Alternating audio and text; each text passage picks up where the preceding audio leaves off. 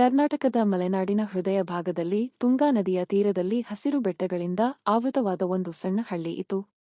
ಸುಂದರಪುರ. ಈ ಹಳ್ಳಿಯ ಸೌಂದರ್ಯವು ಪ್ರಕೃತಿಯ ಕಲಾಕೃತಿಯಂತಿತ್ತು. ಕಾಫಿ ತೋಟಗಳು, ಮಾವಿನ ಮರಗಳು, ಬಾಳೆಯ ಗಿಡಗಳು ಹಾಗೂ ದೂರದಿಂದ ಕೇಳುವ ನದಿಯ ಸಂಗೀತವು ಈ ಊರಿಗೆ ಒಂದು ವಿಶೇಷ ಆಕರ್ಷಣೆಯನ್ನು ನೀಡಿತು. ಬೆಳಗಿನ ಏಂಕಾರದಲ್ಲಿ ಕೋಗಿಲೆಯ ಹಾಡು, ಸಂಜೆಯ ಮೃದುವಾದ ಬೆಳಕಿನಲ್ಲಿ ಗಾಳಿಯೊಂದಿಗೆ ತೇಲುವ ಜಾಕಿ ಹೂವಿನ ಸುಗಂಧ ಎಲ್ಲವೂ ಶಾಂತಿ ಮತ್ತು ಸೌಹಾರ್ದತೆಯನ್ನು ಹರಡುತ್ತಿತ್ತು. ಈ ಗ್ರಾಮದ ಒಂದು ಸಾಂಪ್ರದಾಯಿಕ ಮನೆಯಲ್ಲಿ ವಾಸವಾಗಿದ್ದ ಕುಟುಂಬ ಒಂದು ಈ ಕಥೆಯ ಕೇಂದ್ರಬಿಂದುವಾಗಿದೆ. ಆ ಮನೆಯಲ್ಲಿ ಚಿಕ್ಕಪ್ಪ ರಾಮಣ್ಣ, ಅವರ ಹೆಂಡತಿ ಗೌರಮ್ಮ, ಅವರ ಮಗ ಸೋಮಶೇಖರ, ಅವನ ಹೆಂಡತಿ ಪ್ರಿಯ ಮತ್ತು ಸೋಮಶೇಖರನ ಕಿರಿಯ ಸಹೋದರ ರಾಘವೇಂದ್ರ ವಾಸಿಸುತ್ತಿದ್ದರು. ರಾಘವೇಂದ್ರನನ್ನು ಎಲ್ಲರೂ ರಾಘುವೆ ಎಂದು ಪ್ರೀತಿಯಿಂದ ಕರೆಯುತ್ತಿದ್ದರು ಮತ್ತು ಅವನು ಪ್ರಿಯಾಳ ಮೈದುನನಾಗಿದ್ದರಿಂದ ಮೈದುನ ಎಂದು ಕರೆಯಲ್ಪಡುತ್ತಿದ್ದನು. ಈ ಕುಟುಂಬವು ಒಗ್ಗಟ್ಟಿನಿಂದ ಜೀವನ ಸಾಗಿಸುತ್ತಿತ್ತು. ರಾಮಣ್ಣ ಹಳ್ಳಿಯ ಹಿರಿಯರಾಗಿದ್ದರು. ಗೌರಮ್ಮ ಅಡುಗೆ ಮನೆಯ ರಾಣಿಯಾಗಿದ್ದರು. ಸೋಮಶೇಖರ ತೋಟದ ಕೆಲಸಗಳ ಜೊತೆಗೆ ಊರಿನ ವ್ಯಾಪಾರವನ್ನು ನೋಡಿಕೊಳ್ಳುತ್ತಿದ್ದನು ಮತ್ತು ರಾಘವೇಂದ್ರ ತನ್ನ ಯೌವನದ ಉತ್ಸಾಹದಿಂದ ಕುಟುಂಬಕ್ಕೆ ಸಹಾಯ ಮಾಡುತ್ತಿದ್ದನು. ಆದರೆ ಈ ಕಥೆಯ ಕೇಂದ್ರದಲ್ಲಿ ಇದ್ದವಳು ಪ್ರಿಯಾ. ಕುಟುಂಬದ ಎಲ್ಲ ಹೃದಯದ ರಾಣಿ ಪ್ರಿಯ ಒಂದು ಅಪರೂಪದ ಸೌಂದರ್ಯದ ಯುವತಿ. ಅವಳ ಮುಖವು ಪೂರ್ಣಚಂದ್ರನಂತೆ ಹೊಳೆಯುತ್ತಿತ್ತು. ಕಣ್ಣುಗಳು ಕಾಡಿನ ಹಸಿರು ಎಲೆಗಳಂತೆ ಆಕರ್ಷಕವಾಗಿದ್ದವು. ಅವಳ ದೇಹದ ರಚನೆಯನ್ನು ಪ್ರಕೃತಿಯು ಒಂದು ಕಲಾಕೃತಿಯಂತೆ ರೂಪಿಸಿತ್ತು. ಅವಳ ವಕ್ರಗಳು ನದಿಯ ತಿರುವುಗಳಂತೆ ಮೃದುವಾಗಿದ್ದವು.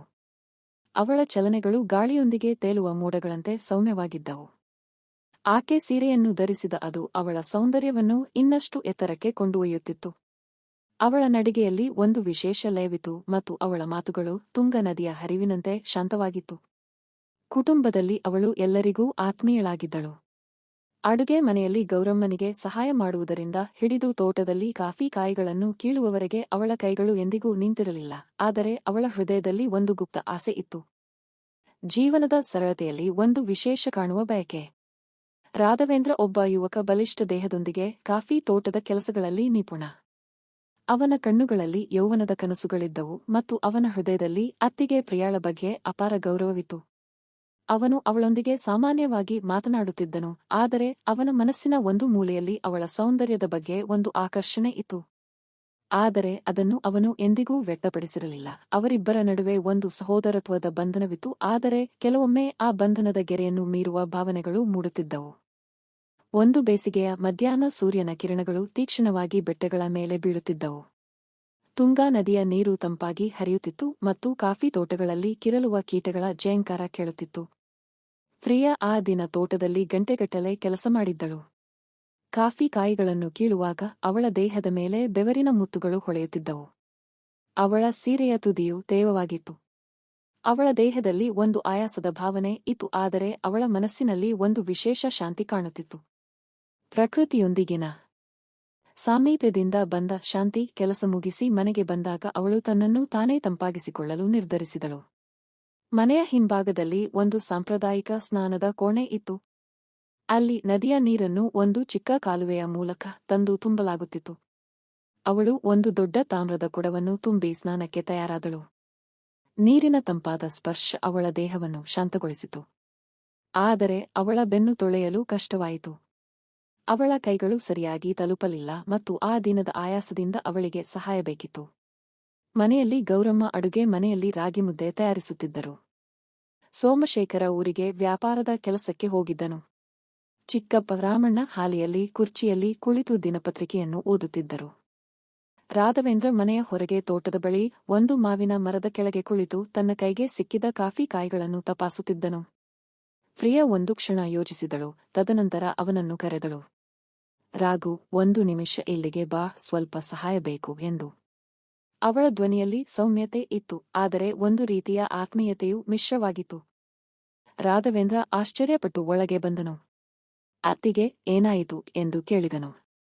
ಅವನ ಕಣ್ಣುಗಳಲ್ಲಿ ಒಂದು ಗೊಂದಲದ ಭಾವನೆ ಇತ್ತು. ಪ್ರಿಯ ಸ್ನಾನದ ಕೋಣೆಯ ಬಾಗಿಲ ಬಳಿ ನಿಂತು ತನ್ನ ಸೀರೆಯ ತುದಿಯನ್ನು ಹಿಡಿದುಕೊಂಡು ಹೇಳಿದಳು. ರಾಧು, ನನ್ನ ಬೆನ್ನು ತೊಳೆಯಲು ಸ್ವಲ್ಪ ಕಷ್ಟವಾಗುತ್ತಿದೆ. ಒಂದು ನಿಮಿಷ ಸಹಾಯ ಮಾಡು. ರಾಘವೇಂದ್ರ ಒಂದು ಕ್ಷಣ ಹಿಂಜರಿದನು. ಅವನ ಮನಸ್ಸಿನಲ್ಲಿ ಒಂದು ಗೊಂದಲದ ಅಲೆ ಎದ್ದಿತು. ಅತ್ತಿಗೆಯ ಮಾತನ್ನು ತಿರಸ್ಕರಿಸುವುದು ಸರಿಯೇ? ಆದರೆ ಅವಳ ಗೌರವವನ್ನು ಕಾಪಾಡಿಕೊಂಡು ಸಹಾಯ ಮಾಡುವುದು ತನ್ನ ಕರ್ತವ್ಯ ಎಂದು ಅವನಿಗೆ ತೋರಿತು. ಸರಿ ಅತ್ತಿಗೆ ಎಂದು ಅವನು ಒಪ್ಪಿಕೊಂಡನು ಮತ್ತು ಒಳಗೆ ಬಂದನು.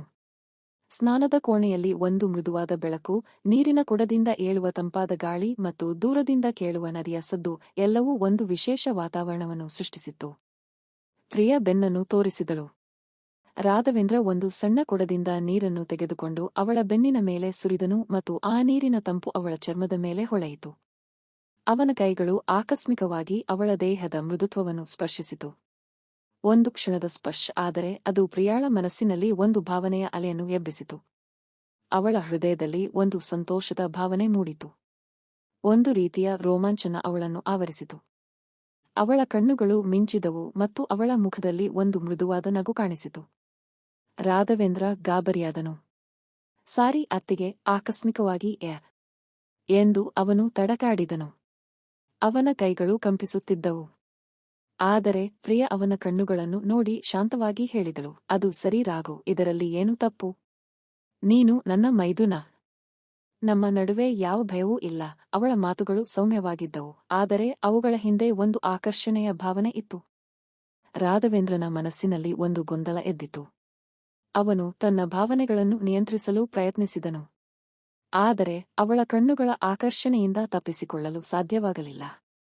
ಸ್ನಾನ ಮುಗಿಸಿ ಇಬ್ಬರೂ ಮನೆಯ ಹಿಂಭಾಗದ ತೋಟಕ್ಕೆ ಹೊರಟರು. ಮಾವಿನ ಮರಗಳ ಗುಂಪಿನ ನೆರಳಿನಲ್ಲಿ ಹೂವಿನ ಸುಗಂಧವು ಗಾಳಿಯೊಂದಿಗೆ ತೇಲುತ್ತಿತ್ತು. ತುಂಗಾ ನದಿಯ ದೂರದ ಸದ್ದು, ಕಾಫಿ ತೋಟದಿಂದ ಏಳುವ ಕೀಟಗಳ ಟೇಂಕಾರ ಎಲ್ಲವೂ ಒಂದು ವಾತಾವರಣವನ್ನು ಸೃಷ್ಟಿಸಿತ್ತು. ಪ್ರಿಯ ಒಂದು ಕಲ್ಲಿನ ಬೆಂಚಿನ ಮೇಲೆ ಕುಳಿತು, ರಾಧು, ಇಲ್ಲಿ ಕುಳಿತು ಸ್ವಲ್ಪ ಮಾತನಾಡೋಣ ಎಂದು ಅವಳು ಕರೆದಳು. ರಾಘವೇಂದ್ರ ಆಕೆಯ ಪಕ್ಕದಲ್ಲಿ ಕುಳಿತನು, ಆದರೆ ಅವನ ಮನಸ್ಸಿನಲ್ಲಿ ಒಂದು ಗೊಂದಲದ ಗುಂಗಿತ್ತು. ರಾಘು, ಜೀವನದಲ್ಲಿ ಕೆಲವು ಕ್ಷಣಗಳು ವಿಶೇಷವಾಗಿರುತ್ತವೆ ಅಲ್ಲವೇ? ಈ ಪ್ರಕೃತಿಯ ಸೌಂದರ್ಯ, ಈ ಶಾಂತಿ, ಇವೆಲ್ಲವೂ ನಮ್ಮನ್ನು ಒಂದು ಹೊಸ ಭಾವನೆಗೆ ಕರೆದೊಯ್ಯುತ್ತವೆ ಎಂದು ಪ್ರಿಯ ಹೇಳಿದಳು. ಅವಳ ಕಣ್ಣುಗಳು ಅವನನ್ನು ಆಕರ್ಷಿಸುತ್ತಿದ್ದವು ಮತ್ತು ಅವನ ಹೃದಯದಲ್ಲಿ ಒಂದು ಹೊಸ ಭಾವನೆ ಎದ್ದಿತು. ಅತ್ತಿಗೆ, ನಿಮ್ಮ ಮಾತು ನಿಜ.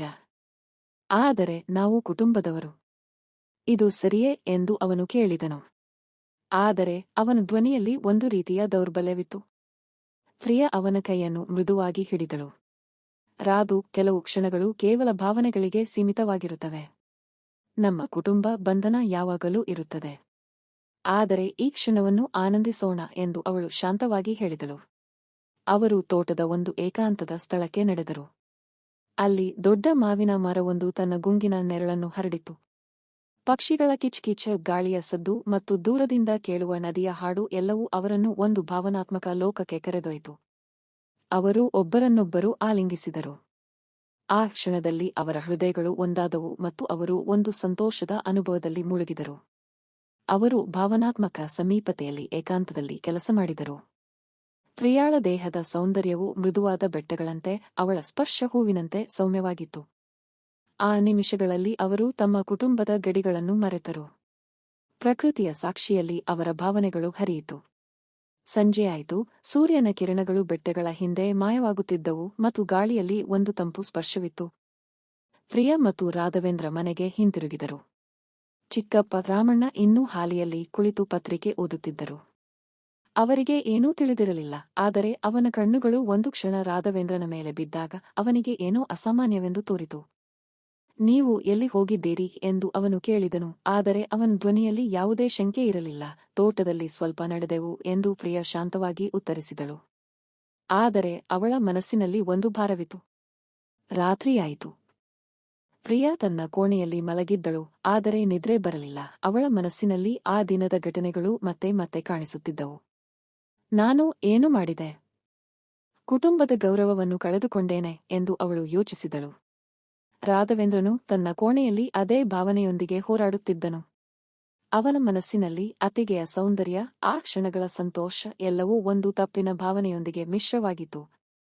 ದಿನಗಳು ಕಳೆದಂತೆ ಅವರು ಒಬ್ಬರನ್ನೊಬ್ಬರು ತಪ್ಪಿಸಿಕೊಳ್ಳಲು ಪ್ರಾರಂಭಿಸಿದರು. ಕುಟುಂಬದ ಊಟದ ಸಮಯದಲ್ಲಿ ಅವರ ಕಣ್ಣುಗಳು ಒಮ್ಮೆಯೂ ಭೇಟಿಯಾಗಲಿಲ್ಲ. ಗೌರಮ್ಮ ಈ ಬದಲಾವಣೆಯನ್ನು ಗಮನಿಸಿದರು, ಆದರೆ ಏನೂ ಕೇಳಲಿಲ್ಲ. 1 ವಾರ ಕಳೆದಿತು. ಪ್ರಿಯಾ ತನ್ನ ಭಾವನೆಗಳನ್ನು ನಿಯಂತ್ರಿಸಲು ಪ್ರಯತ್ನಿಸಿದಳು, ಆದರೆ ಆ ಘಟನೆಯ ಗಾಯವು ಆಳವಾಗಿತ್ತು. ಒಂದು ದಿನ ಅವಳು ತುಂಗಾ ನದಿಯ ತೀರದಲ್ಲಿ ಕುಳಿತಿದ್ದಳು. ಸಂಜೆಯ ಬೆಳಕಿನಲ್ಲಿ ನದಿಯ ನೀರು ಚಿನ್ನದಂತೆ ಹೊಳೆಯುತ್ತಿತ್ತು. ಪಕ್ಷಿಗಳು ತಮ್ಮ ಗೂಡುಗಳಿಗೆ ಹಿಂತಿರುಗುತ್ತಿದ್ದವು ಮತ್ತು ಗಾಳಿಯಲ್ಲಿ ಒಂದು ಶಾಂತಿ ಇತ್ತು. ಅವಳು ತನ್ನ ಒಂಟಿತನದಲ್ಲಿ ತನ್ನ ಭಾವನೆಗಳನ್ನು ಪರಿಶೀಲಿಸುತ್ತಿದ್ದಳು. ನಾನು ಕುಟುಂಬದ ಗೌರವವನ್ನು ಉಳಿಸಿಕೊಳ್ಳಬೇಕು. ಆ ಕ್ಷಣದ ಆಕರ್ಷಣೆಗೆ ಒಳಗಾಗಿ ತಪ್ಪು ಮಾಡಿದೆ ಎಂದು ಅವಳು ಯೋಚಿಸಿದಳು. ಆಗ ರಾಘವೇಂದ್ರ ಅಲ್ಲಿಗೆ ಬಂದನು. ಅವನು ತೋಟದ ಕೆಲಸ ಮುಗಿಸಿ ನದಿಯ ತೀರಕ್ಕೆ ಸ್ವಲ್ಪ ಶಾಂತಿಗಾಗಿ ಬಂದಿದ್ದನು. ಅವನು ಪ್ರಿಯಾಳನ್ನು ನೋಡಿದಾಗ ಒಂದು ಕ್ಷಣ ತಡವಾಯಿತು, ಆದರೆ ಅವನು ಸಮೀಪಕ್ಕೆ ಬಂದನು.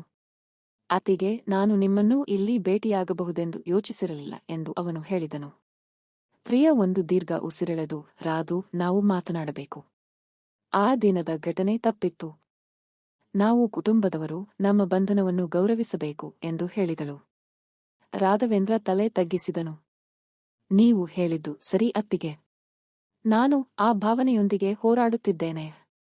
ಆದರೆ ನಾವು ಇದನ್ನು ಮರೆಯಬೇಕು ಎಂದು ಅವನು ಒಪ್ಪಿಕೊಂಡನು.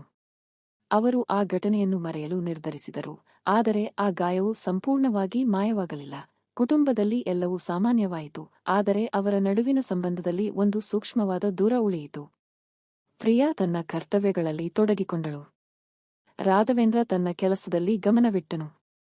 ಆದರೆ ಆ ಕ್ಷಣದ ಸ್ಮೃತಿಗಳು ಕೆಲವೊಮ್ಮೆ ಅವರ ಮನಸ್ಸಿನಲ್ಲಿ ಮತ್ತೆ ಕಾಣಿಸುತ್ತಿದ್ದವು. ಈ ಕಥೆಯಿಂದ ಕಲಿಯುವ ಪಾಠ ಇದು: ಕುಟುಂಬದ ಬಂಧನಗಳು ಪವಿತ್ರವಾಗಿರುತ್ತವೆ. ಆಕಸ್ಮಿಕ ಭಾವನೆಗಳು ಮತ್ತು ಆಕರ್ಷಣೆಗಳು ಬಂದರೂ ಅವುಗಳನ್ನು ನಿಯಂತ್ರಿಸುವುದು ಮುಖ್ಯ. ತಪ್ಪುಗಳಿಂದ ಕಲಿಯುವುದು ಮತ್ತು ಪಶ್ಚಾತ್ತಾಪದಿಂದ ಉತ್ತಮಗೊಳ್ಳುವುದು ಜೀವನದ ಒಂದು ಭಾಗ. ಆದರೆ ಪ್ರೀತಿಯ ಜೊತೆಗೆ ಗೌರವ ಮತ್ತು ಜವಾಬ್ದಾರಿಯೂ ಇರಬೇಕು. ಈ ಕತೆ ನಿಮಗೆ ಇಷ್ಟವಾಯಿತೆ? ದಯವಿಟ್ಟು ಲೈಕ್ ಮಾಡಿ, ಸಬ್ಸ್ಕ್ರೈಬ್ ಮಾಡಿ ಮತ್ತು ಕಾಮೆಂಟ್ನಲ್ಲಿ ನಿಮ್ಮ ಅಭಿಪ್ರಾಯವನ್ನು ಹಂಚಿಕೊಳ್ಳಿ.